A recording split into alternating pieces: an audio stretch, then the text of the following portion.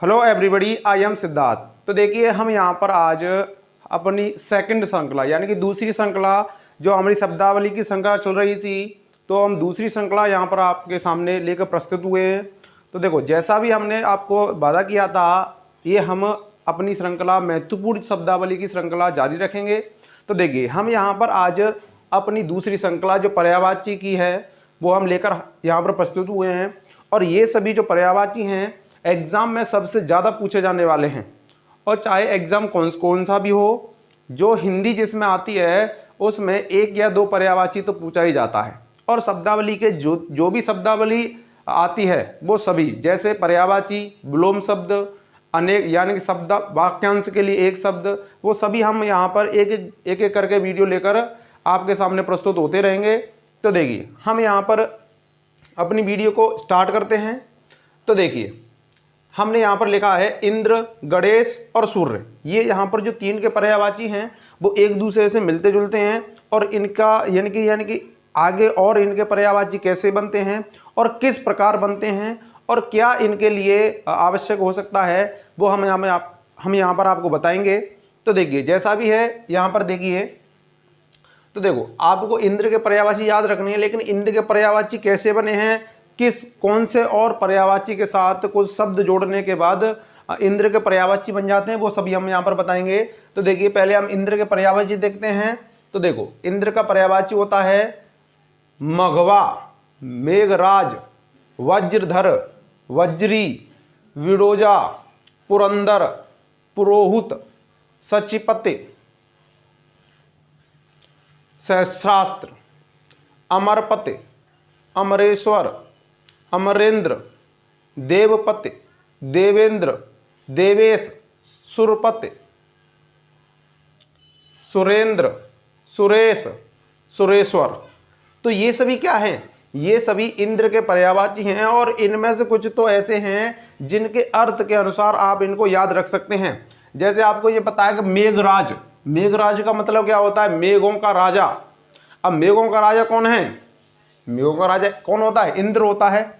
वज्रधर, आपको ये पता है कि जो वज्र यानी कि जो एक वो थे ऋषि, उनकी अस्थियों से एक यानी कि यंत्र बनाया गया था। यंत्र का कहने का मतलब ये है कि उनके सुरक्षा के लिए एक ऐसा चीज तैयार की गई थी जिससे किसी राक्षस को मारा गया था। तो वो क्या गया था? यानी कि दधीची, एक पुरु यानी कि वो थे क्या कहते हैं उनसे, एक ऋषि थे दधीची, उनकी अस्थियों से बनाया गया था वज्र। और वो वज्र को धारण किसने किया था? इंद्र ने। इसलिए उसको क्या कहते हैं? वज्रधर कहते हैं। और वज्री यानी कि जिसके पास वज्र है उसे वज्री भी कहते हैं। विरोजा, पुरंदर, पुरोहु, सचिपति। सची कौन होती है? सची कहते हैं इंद्र की पत्नी को। और इंद्र की पत्नी के यानी कि इंद्र की पत्नी के पति, यानी कहने का मतलब यह है कि कौन हो गए? इंद्र हो गए। और आपका सहस्रास्त्र, सहस्रास्त्र यानी कि इसका मतलब है जिसकी सहस्र आंखें हैं। सहस्र का मतलब होता है जिसकी हजारों आंखें हैं। और इंद्र की हजारों आंखें हैं ऐसा माना जाता है, इसलिए ये भी किसके लिए है? इंद्र के लिए। अमरपति यानी कि जो अमर हैं। अमरेश्वर, अमरेंद्र, देवपति, ये भी सभी किसके होते हैं? इंद्र के पर्यायवाची होते हैं। अब देखो मैंने यहाँ पर एक विशेष नोट लिखा है जिसको आप पढ़कर कुछ समझ सकते हैं। देखो नोट, देव के पर्याय में पति, इंद्र, ईश, ईश्वर जोड़कर, यानी कि अगर यानी कि देव जो देवता होते हैं, यानी कि देव के पर्याय में अगर पति जोड़ दें, इंद्र जोड़ दें, ईश जोड़ दें, ईश्वर जोड़ दें, यानी कि इन सबको जोड़कर हम क्या बना सकते हैं?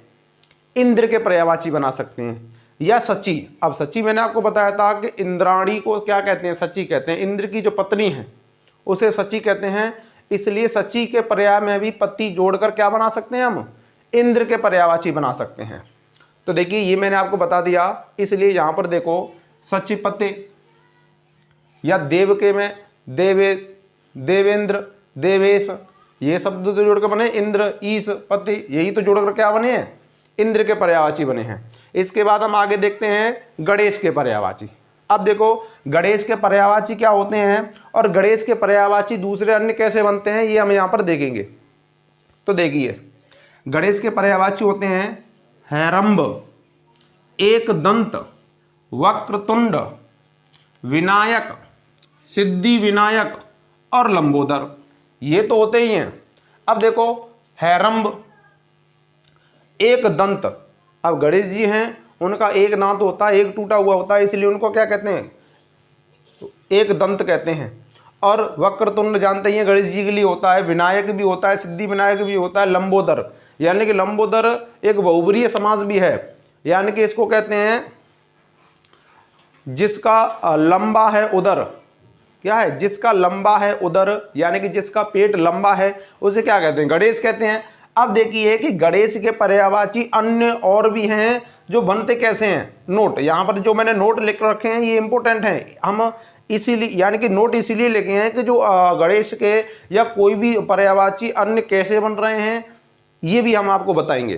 तो देखिए पार्वती के पर्याय में पुत्र, अब आपको ये पता है कि गणेश किसके पुत्र थे, पार्वती जी के पुत्र थे, यानी कि भोले शंकर जी और पार्वती जी के पुत्र थे, लेकिन उनको पार्वती जी ने क्या किया था, तैयार किया था। कहने का मतलब यह है कि उनकी शक्तियों से उनको बनाया गया था। तो पार्वती के पर्याय में पुत्र शब्द जोड़कर क्या बना देते हैं, पुत्र के पर्याय जुड़कर अगर पार्वती जी के पर्याय में, पार्वती के पर्याय में पुत्र के पर्यायवाची शब्द जोड़ दिए जाएं तो वो किसके बन जाते हैं, गणेश के बन जाते हैं। तो देखिए जैसे उमासुत, उमा किसका होता है, पार्वती का होता है, और उमासुत किसका होता है, पुत्र का। तो उमासुत कौन हो गया, गणेश हो गया।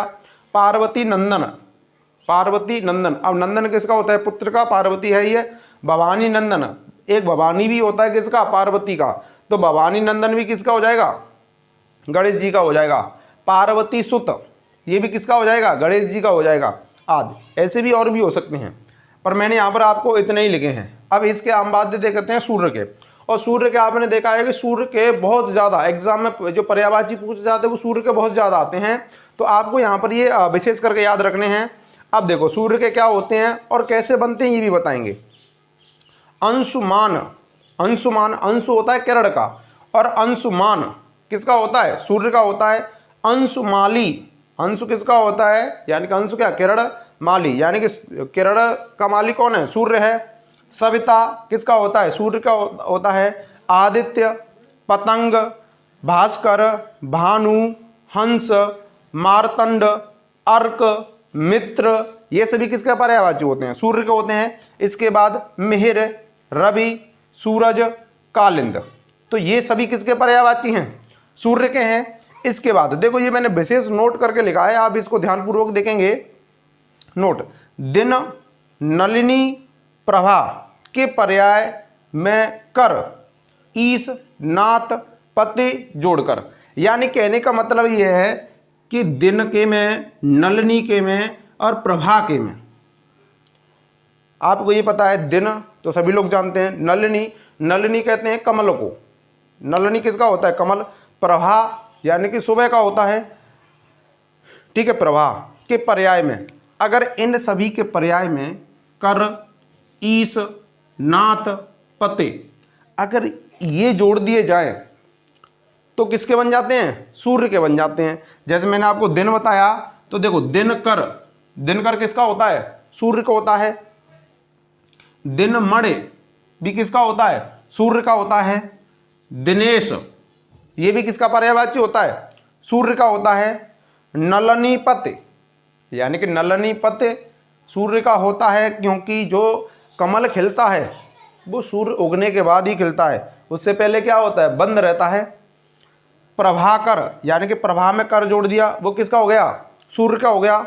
लोकनाथ, अब देखो मैंने बताया नाथ शब्द जोड़कर, लोक का मतलब होता है उजाला, और उजाले के नाथ यानी कि उजाले के भगवान कौन है, सूर्य देवता आदि। तो देखो ये सभी मैंने आपको समझा दी हैं पर्यायवाची के कौन से कैसे बने हुए हैं। आप इनको एक बार और देखकर इनका मनन करने के बाद इनको याद रख सकते हैं। अगर कोई भी स्क्रीनशॉट लेना चाहे तो ले सकता है। ओके, आप सभी ने इसका स्क्रीनशॉट ले लिया होगा। तो देखिए ये जो हमने पर्यायवाची बताए हैं ये बहुत ही इंपॉर्टेंट हैं, आप इन सभी को याद करके एग्जाम में इनको कर सकते हैं। और आपको ये पता है कि एग्ज़ाम क्रैक करना बहुत ही कठिन है, क्योंकि आपको प्रेजेंट में कंपटीशन बहुत हार्ड है। लेकिन आप ऐसा ना सोचें कि एग्ज़ाम क्रैक नहीं हो सकता। धीरे धीरे करके अगर आप पढ़ते रहेंगे तो आपका लेवल बढ़ता रहेगा और अंत में जाकर ये जो शब्दावली होती है यही परेशान करती है। अगर शब्दावली आपको याद हो जाएगी तो आगे कोई प्रॉब्लम नहीं आती। और देखो जैसा भी है हम यहाँ पर शब्दावली पढ़ाएंगे और जो आपकी जो व्याकरण है वो भी पढ़ाएंगे। तो आज हमारी वीडियो यही समाप्त होती है और आप सभी से गुजारिश है कि आप इस वीडियो को ज़्यादा से ज़्यादा शेयर करें और लाइक करें और ध्यानपूर्वक देखें और इनको अपनी कॉपी में नोट डाउन करें, जिससे आप इसको फिर भी याद रख सकते हैं। अगर ऐसा नहीं कर सकते, हमारी वीडियो आपके लिए अवेलेबल रहेगी, आप कभी भी देख सकते हैं। उसको बार बार देखने के बाद आप सभी को ये याद हो जाएंगे। तो आज के लिए इतना ही। और मैंने जैसा भी आपको पिछली वीडियो में बताया कि ये जो वीडियो हमारे किस किस एग्ज़ाम के लिए इम्पोर्टेंट हो सकती है, तो देखो जैसा मैंने बताया कि जिस एग्ज़ाम में हिंदी आती है उन सभी एग्ज़ाम के लिए, जैसे यूपी में यूपी सरकार जो भी वैकेंसी निकालती है लगभग उन सभी में हिंदी आती है। जैसे मान लीजिए यूपी लेखपाल हो गया, बीडीओ हो गया, सी टेट, यानी कि देखो सी टेट में भी हिंदी आती है लेकिन सेंटर का होता है, यूपी टेट में भी हिंदी आती है। और देखो इसके बाद जो सुपर टेट होने वाला है उसमें भी हिंदी आएगी। और एसएससी, जीडी, पुलिस, इन सभी के लिए क्या है, बहुत ही इम्पोर्टेंट है। तो आप सभी इसको ध्यानपूर्वक देखें और पढ़ें। तो आज के लिए इतना ही। धन्यवाद।